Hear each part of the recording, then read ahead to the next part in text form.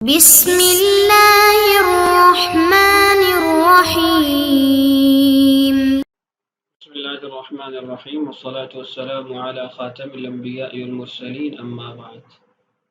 عزیز طلبہ کرام، سوال نمبر 1 کو ہم مکمل طور پر سابقہ ویڈیوز کے اندر پڑھ چکے ہیں۔ آج ہم سوال نمبر 2 شروع کریں گے۔ پہلے سوال کو سمجھ لیتے ہیں، اس کی تجزی کر لیتے ہیں، اس کے بعد انشاءاللہ ہم ایک کے بعد دیگرے ویڈیوز کے اندر اس سوال کے جواب کو مکمل طور پر پڑھیں گے اور سمجھیں گے۔ فرماتے ہیں آیت ختم نبوت کی تشریح و توضیح کتب کے نام۔ عنوان ہے اس سوال کا۔ سوال نمبر 2، قال اللہ تعالی ما كان محمد ابا احد من رجالکم ولكن رسول اللہ وخاتم النبیین وكان اللہ بكل شیء علیما۔ اس آیت کی توضیح و تشریح ایسے طور سے کریں کہ مسئلہ ختم نبوت نکھر کر سامنے آ جائے، اور اس موضوع پر لکھی جانے والی کتابوں میں سے 5 کتابوں کے نام تحریر کریں۔ 2 چیزیں مطلوب ہیں۔ پہلی چیز کہ اس آیت کی ایسی توضیح و تشریح کریں کہ مسئلہ ختم نبوت مکمل طور پر نکھر کر سامنے آ جائے، اور دوسرا یہ کہ اس موضوع پر لکھی جانے والی کتابوں میں سے 5 کتابوں کے نام تحریر کریں۔ تو پہلے تو انشاءاللہ ہم یہ جو آیت کی تفسیر ہے اس سے متعلق بات کریں گے، جیسے مؤلف رحمہ اللہ کی ترتیب ہے، اور آخر میں انہوں نے کتابوں کے نام ذکر کیے ہیں تو وہاں ان کو بھی دیکھ لیں گے۔ اس آیت کی تفسیر جو مؤلف رحمہ اللہ نے ذکر کی ہے اس کو مختلف عناوین پر تقسیم کیا گیا ہے۔ سب سے پہلے شان نزول اس کا ذکر کیا گیا، اس کے بعد خاتم النبیین کی قرآنی تفسیر، خاتم النبیین کی نبوی تفسیر، اور خاتم النبیین کی تفسیر صحابہ کرام رضی اللہ عنہم سے، اور خاتم النبیین اور اصحاب لغت۔ یعنی ان عناوین کے تحت مؤلف رحمہ اللہ نے اس سوال کا جواب ذکر کیا ہے۔ میں یہاں پر 2 اضافی چیزیں مستقلاً ذکر کروں گا، اور جو نوٹس وغیرہ ہوں گے، جو ان عبارات کے اندر باتیں آئیں گی، وہ انشاءاللہ اس کے علاوہ ہوں گی۔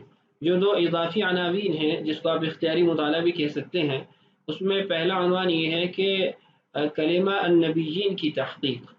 اس میں پھر نبی اور رسول کا فرق بھی آ جائے گا، چونکہ ان کلمات کے سمجھنے پر یہ مسئلہ اور زیادہ واضح ہو جائے گا اور زیادہ نکھر جائے گا۔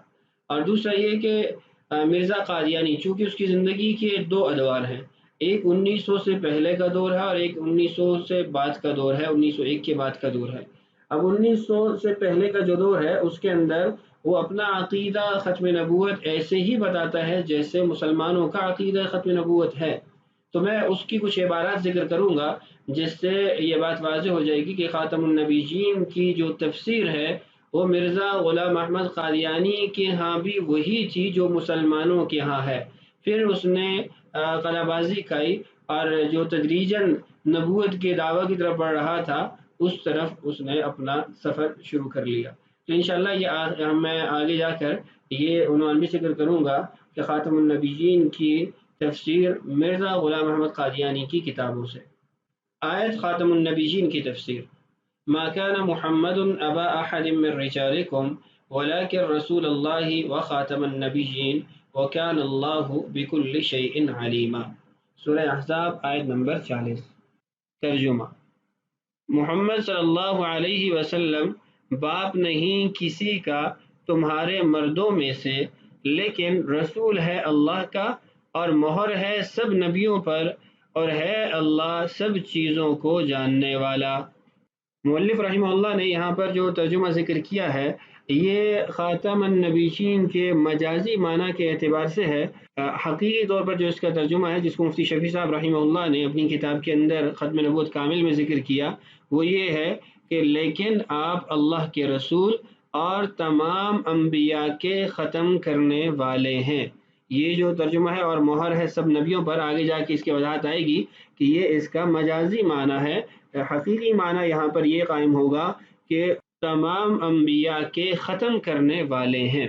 آگے چلیے، شان نزول۔ اس آیت شریفہ کا شان نزول یہ ہے کہ آفتاب نبوت کے طلوع ہونے سے پہلے تمام عرب جن رسومات میں مبتلا تھے ان میں سے ایک رسم یہ بھی تھی کہ متبنہ یعنی لے پالک بیٹا کو تمام احکام و احوال میں حقیقی اور نسبی بیٹا سمجھتے تھے۔ اس کو بیٹا کہہ کر پکارتے تھے، اور مرنے کے بعد شریک وراثت ہونے میں اور رشتے ناطے اور حلت و حرمت کے تمام احکام میں حقیقی بیٹا قرار دیتے تھے۔ جس طرح نسبی بیٹے کے مر جانے یا طلاق دینے کے بعد باپ کے لیے بیٹے کی بیوی سے نکاح حرام ہے، اسی طرح وہ لیپالک کی بیوی سے بھی اس کے مرنے اور طلاق دینے کے بعد نکاح کو حرام سمجھتے تھے۔ خلاصہ یہ ہے کہ جاہلیت کے اندر جو لیپالک بیٹا ہوتا تھا، جس کو متبنہ عربی زبان میں کہا جاتا ہے، اس کو وہی تمام تر حقوق حاصل تھے اور اس کے ساتھ وہ تمام تر رویہ رکھا جاتا تھا جو حقیقی بیٹے کے ساتھ حقوق متعلق ہوتے ہیں یا اس کے ساتھ رویہ رکھا جاتا ہے۔ فرماتے ہیں یہ رسم بہت سے مفاسد پر مشتمل تھی۔ لیپالک بنانے کی جو رسم تھی یہ بہت سے مفاسد پر مشتمل تھی۔ پہلا مفسدہ یہ لکھا کہ اختلاط نسب کا اختلاط، یعنی ایک لیپالک جس کے پاس رہ رہا ہے اس کا بیٹا نہیں ہے، اب اس کی جب اولاد ہوگی تو کہا جائے گا کہ یہ اس کا پوتا ہے، تو اب ایک اختلاط نسب اس میں جاری ہو جائے گا۔ غیر وارث شرعی کو اپنی طرف سے وارث بنانا، اسلام تو اس کو کسی قسم کا مال دینے کا حکم نہیں دیتا، نہ اس کا استحقاق ثابت ہوتا ہے تو اس کو شرعی وارث بنا دینا، اور ایک شرعی حلال کو اپنی طرف سے حرام قرار دینا، یعنی شریعت نے ایک چیز کو حلال قرار دیا اس کو اپنی طرف سے حرام قرار دینا، یہ مختلف قسم کے اس کے اندر مفاسد موجود تھے۔ اسلام جو کہ دنیا میں اسی لیے آیا کہ کفر و ضلالت کی بیہودہ رسوم سے عالم کو پاک کرے، کائنات کو پاک کرے۔ اس کا فرض تھا کہ وہ اس رسم کے استیصال یعنی جڑ سے اکھاڑنے کی فکر کرتا، چنانچہ اس کے لیے دو طریق اختیار کیے گئے، یعنی دو طرح سے اس رسم کو ختم کیا گیا، ایک قولی طور پر اور دوسرا عملی طور پر۔ قولی طریق کا کیا مطلب ہے اور کیسے اس رسم کو ختم کیا گیا، اس کی آگے وضاحت ہے۔ دیکھیے قولی طریق، اللہ تعالیٰ کے ارشاد ہے سورہ احزاب کے اندر ہی، وَمَا جَعَلَ أَدْعِيَاءَكُمْ أَبْنَاءَكُمْ ذَلِكُمْ قَوْلُكُمْ بِأَفْوَاهِكُمْ وَاللَّهُ يَقُولُ الْحَقَّ وَهُوَ يَهْدِي السَّبِيلَ، اور نہیں کیا تمہارے لے پالکوں کو تمہارے بیٹے، یہ تمہاری بات ہے اپنے منہ کی، اور اللہ کہتا ہے ٹھیک بات، اور وہی سمجھاتا ہے راہ۔ پکارو لے پالکوں کو ان کے باپ کی طرف نسبت کر کے، یہی پورا انصاف ہے اللہ کے یہاں۔ یہ لفظی ترجمہ تھا، بامحاورہ ترجمہ میں پڑھ دیتا ہوں۔ اور نہ تمہارے منہ بولے بیٹوں کو تمہارا حقیقی بیٹا قرار دیا، یہ تو باتیں ہی باتیں ہیں جو تم اپنے منہ سے کہہ دیتے ہو، اور اللہ تعالیٰ وہی بات کہتا ہے جو حق ہو اور وہی صحیح راستہ بتلاتا ہے۔ تم ان منہ بولے بیٹوں کو ان کے اپنے باپوں کے نام سے پکارا کرو، یہی طریقہ اللہ کے نزدیک پورے انصاف کا ہے۔ یہ محاورہ ترجمہ تھا، اس سے انشاءاللہ معنی مکمل طور پر آپ کو واضح ہو چکا ہوگا۔ اب آگے چلتے ہیں۔ فرماتے اصل مدعا تو یہ تھا کہ شرکت نسب اور شرکت وراثت اور احکام حلت و حرمت وغیرہ میں اس کو بیٹا نہ سمجھا جائے، لیکن اس خیال کو بالکل باطل کرنے کے لیے یہ حکم دیا کہ متبنہ یعنی لے پالک منہ بولا بیٹا بنانے کی رسم ہی توڑ دی جائے۔ چانچہ اس آیت میں ارشاد ہو گیا کہ لے پالک کو اس کے باپ کے نام سے پکارو۔ اب آگے ایک مثال دے رہے ہیں، اور اللہ تعالیٰ نے اس حکم کو قولی اور عملی دونوں طریقوں سے حضرت زید رضی اللہ عنہ کی ذات سے ثابت کیا، اور بطور عمل اور بطور قول انہی سے متعلق آیات ہیں۔ فرمایا نزول وحی سے پہلے حضرت صلی اللہ علیہ وسلم نے حضرت زید بن حارثہ کو جو آپ کے غلام تھے آزاد فرما کر متبنہ یعنی لے پالک بیٹا بنا لیا تھا، اور تمام لوگ یہاں تک کہ صحابہ کرام رضی اللہ عنہم بھی عرب کی قدیم رسم کے مطابق ان کو زید بن محمد صلی اللہ علیہ وسلم کہہ کر پکارتے تھے۔ حضرت زید بن حارثہ رضی اللہ عنہ کا واقعہ بڑا طویل ہے، آپ نے سیرت کی کتابوں میں پڑھا ہوگا، میں یہاں اس کا خلاصہ ذکر کر دیتا ہوں کہ حضرت زید بن حارثہ رضی اللہ عنہ کو ان کے قبیلے سے اغوا کر لیا گیا اور ان کو غلام بنا کر آگے بیچ دیا گیا۔ مکہ مکرمہ کے اندر حضرت خدیجہ رضی اللہ عنہا نے حضرت زید بن حارثہ کو خرید لیا تھا، اور کچھ ہی عرصے بعد رسول اللہ صلی اللہ علیہ وسلم کو یہ غلام ہبہ کر دیا تھا۔ آپ صلی اللہ علیہ وسلم کے پاس حضرت زید رہتے تھے، تو کہیں کسی ذریعے سے ان کے گھر والوں کو یہ خبر ہوگی کہ یوں قریش کے ایک آدمی جو مکہ مکرمہ میں رہتے ہیں ان کے پاس زید بن حارثہ موجود ہیں، تو مال وغیرہ لے کر آئے کہ اپنے بیٹے کو واپس لے جائیں۔ اور آ کر رسول اللہ صلی اللہ علیہ وسلم سے بات کی تو آپ صلی اللہ علیہ وسلم نے زید بن حارثہ کے اوپر چھوڑ دیا کہ جیسے یہ مناسب سمجھتے ہیں ویسے کر لیں، جانا چاہتے ہیں تو لے جاؤ، رہنا چاہتے ہیں تو رہنے دو۔ تو اس موقع پہ حضرت زید بن حارثہ کے رشتہ دار خوش ہو گئے کہ یہ تو ہمارے ساتھ ہی جائیں گے، اب تو کام آسان ہو گیا۔ لیکن ان کی توقع کے خلاف حضرت زید بن حارثہ رضی اللہ عنہ نے جب رسول اللہ صلی اللہ علیہ وسلم کے پاس رہنا اختیار کیا اور اپنے رشتہ داروں پر رسول اللہ صلی اللہ علیہ وسلم کو ترجیح دی، تو اس موقع پر رسول اللہ صلی اللہ علیہ وسلم بہت خوش ہوئے اور حضرت زید بن حارثہ کو اپنا منہ بولا بیٹا بنا لیا۔ یہ مختصر واقعہ تھا حضرت زید بن حارثہ رضی اللہ عنہ کا، آپ تفصیلاً پڑھنا چاہیں تو سیرت کی کتابوں میں موجود ہے۔ اب جب منہ بولا بیٹا بنا لیا تو پھر عرب کی جو قدیم رسم تھی اس کے مطابق، کیونکہ احکامات تو آئے نہیں تھے، تو صحابہ رضی اللہ عنہ اجمعین بھی اور دیگر تمام لوگ بھی حضرت زید کو زید بن حارثہ کے بجائے زید بن محمد کہہ کر پکارتے تھے صلی اللہ علیہ وسلم۔ حضرت عبداللہ بن عمر رضی اللہ عنہما فرماتے ہیں کہ جب آیت مذکورہ نازل ہوئی اس وقت سے ہم نے اس طریق کو چھوڑ کر، یعنی ان کلمات کو چھوڑ کر ان کو زید بن حارثہ کہنا شروع کر دیا۔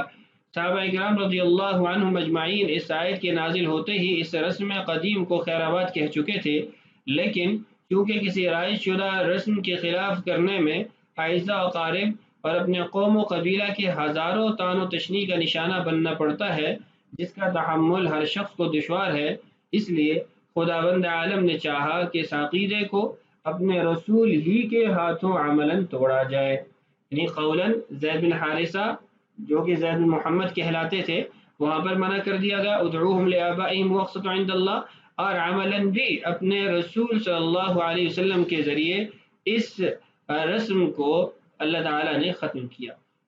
عملی طریق دیکھیں، اوپر قولی طریق کا بیان تھا قرآن پاک کی آیت سے، اب عملی طریق ہے، یہ بھی قرآن پاک کے ہی بیان سے آئے گی۔ فرماتے ہیں چنانچہ حضرت زید رضی اللہ عنہ نے اپنی اہلیہ حضرت زینب رضی اللہ عنہا کو باہمی ناچاقی کی وجہ سے طلاق دے دی، تو خداوند عالم نے اپنے رسول صلی اللہ علیہ وسلم کا نکاح ان سے کر دیا۔ حضرت زینب بنت جحش مکمل نام ہے اور یہ رسول اللہ صلی اللہ علیہ وسلم کی پھوپھیزاد بہن ہے۔ آپ صلی اللہ علیہ وسلم نے ان کا نکاح حضرت زید رضی اللہ عنہ سے کر دیا تھا، لیکن باہمی ناچاقی کی وجہ سے نکاح زیادہ دیر باقی نہ رہ سکا، تو حضرت زید نے حضرت زینب رضی اللہ عنہ کو طلاق دے دی۔ تو آگے فرماتے ہیں زوجناکہا، یعنی اس کلمہ کے ساتھ اللہ تعالیٰ نے حضرت زینب کا رسول اللہ صلی اللہ علیہ وسلم سے نکاح کروایا۔ یہ مقام فخر تھا ان کے لیے، اور بعد میں ازواج مطہرات پر اپنی یہ فوقیت بھی جتلاتی تھیں کہ اللہ تعالیٰ نے میرا نکاح آسمانوں پر خود کیا ہے۔ بہرحال اب مقصود کیا تھا؟ تاکہ اس رسم و عقیدے کا کلیتاً استئصال ہو جائے، کلیتاً اس کو جڑ سے اکھاڑ دیا جائے۔ چنانچہ ارشاد ہوا فلما قضى زيد منها وطرا زوجناكها لكي لا يكون على المؤمنين حرج في ازواج ادعيائهم، پس جبکہ زید رضی اللہ عنہ زینب رضی اللہ عنہا سے طلاق دے کر فارغ ہو گئے تو ہم نے ان کا نکاح آپ صلی اللہ علیہ وسلم سے کر دیا تاکہ مسلمانوں پر اپنے لے پالک کی بیویوں کے بارے میں کوئی تنگی واقع نہ ہو۔ ادھر آپ صلی اللہ علیہ وسلم کا نکاح زینب رضی اللہ عنہ سے ہوا، ادھر جیسا کہ پہلے ہی خیال تھا تمام کفار عرب میں شور مچا کہ لو اس نبی کو دیکھو کہ اپنے بیٹے کی بیوی سے نکاح کر بیٹھے۔ تو ان لوگوں کے طعنوں اور اعتراضات کے جواب میں آسمان سے یہ آیات نازل ہوئیں، ما كان محمد ابا احد من رجالکم ولكن رسول اللہ وخاتم النبیین وكان اللہ بكل شیء علیما۔ ترجمہ نیچے موجود ہے، پہلے بھی گزر چکا ہے کہ محمد صلی اللہ علیہ وسلم باپ نہیں کسی کا تمہارے مردوں میں سے، لیکن رسول ہے اللہ کا اور مہر ہے سب نبیوں پر، اور ہے اللہ سب چیزوں کو جاننے والا۔ فرماتے ہیں اس آیت میں یہ بتلا دیا گیا کہ حضرت صلی اللہ علیہ وسلم کسی مرد کے نسبی باپ نہیں، تو حضرت زید رضی اللہ عنہ کے نسبی باپ بھی نہ ہوئے، یعنی عمومی طور پر نفی کر دی، جس کے اندر حضرت زید رضی اللہ عنہ کا بھی بیان آ گیا۔ لہذا آپ صلی اللہ علیہ وسلم کا ان کی سابقہ بیوی سے نکاح کر لینا بلا شبہ جائز اور مستحسن ہے، اور اس بارے میں آپ صلی اللہ علیہ وسلم کو مطعون کرنا سراسر نادانی اور حماقت ہے۔ ان کی دعویٰ کے رد کے لیے اتنا کہہ دینا کافی تھا کہ آپ صلی اللہ علیہ وسلم حضرت زید کے باپ نہیں، لیکن خداوند عالم نے ان کے مطاعن کو مبالغے کے ساتھ رد کرنے اور بے اصل ثابت کرنے کے لیے اس مضمون کو اس طرح بیان فرمایا کہ یہی نہیں کہ آپ صلی اللہ علیہ وسلم حضرت زید کے باپ نہیں، بلکہ آپ صلی اللہ علیہ وسلم تو کسی مرد کے بھی باپ نہیں، بس ایک ایسی ذات پر جس کا کوئی بیٹا ہی موجود نہیں، یہ الزام لگانا کہ اس نے اپنے بیٹے کی بیوی سے نکاح کر لیا، اس قدر ظلم اور کجروی ہے۔ آپ صلی اللہ علیہ وسلم کے تمام فرزند بچپن ہی میں وفات پا گئے تھے، ان کو مرد کہنے کی نوبت ہی نہیں آئی تھی۔ آیت میں رجالکم کی قید اسی لیے بڑھائی گئی۔ آپ صلی اللہ علیہ وسلم کے بیٹے قاسم اور طیب و طاہر یہ تو اس وقت وفات پا چکے تھے، ابراہیم بعد میں پیدا ہوئے اور انہوں نے بھی بچپن میں ہی وفات پائی۔ بالجملہ اس آیت کے نزول کی غرض حضرت صلی اللہ علیہ وسلم سے کفار و منافقین کے اعتراضات کا جواب دینا اور آپ صلی اللہ علیہ وسلم کی برات اور عظمت شان بیان فرمانا ہے، اور یہی آیت کا شان نزول ہے۔ آیت کے شان نزول سے متعلق تو ہم نے یہاں پر بات کر لی۔ اب اس کے بعد ارشاد ہے وَلَٰكِن رسول اللہ وخاتم النبیین۔ اس کلمہ کو اگلی ویڈیو کے اندر انشاءاللہ پڑھیں گے، اور وہاں پر میں یہ ذکر کروں گا کہ ما کان محمد ابا احد من رجالکم، ان کلمات کا وَلَٰكِن رسول اللہ وخاتم النبیین کے ساتھ کیا تعلق ہے، کیا ربط ہے، اور رسول اللہ وخاتم النبیین ان کا آپس میں کیا ربط ہے، کیا تعلق ہے، انشاءاللہ اس سے متعلقہ کلام اگلی ویڈیو کے اندر ہوگا۔ اللہ تعالیٰ سے دعا ہے اللہ تعالیٰ ہمارے لیے ان اسباق کی تکمیل آسان فرمائے، سمجھنا سمجھانا آسان فرمائے اور ہدایت کا ذریعہ بنائے۔ السلام علیکم ورحمۃ اللہ وبرکاتہ۔